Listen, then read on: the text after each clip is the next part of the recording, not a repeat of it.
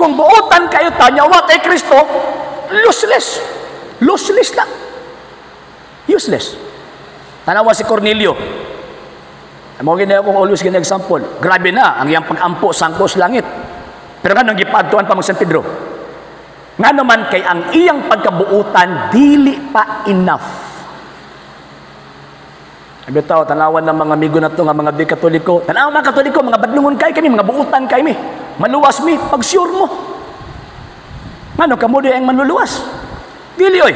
Ang manluluwas si Kristo. Kasi Kristo man ang manluluwas, so kining ato ang binuhatan nga mga maayo, tarapo lamang na atubangan sa Dios. Mahimo lang ng naay pulos kung we are united with this divine person. Gano man, perfect man siya and infinite. Kinahanglan usatan niya. In what way? Kinahanglan sakop niya.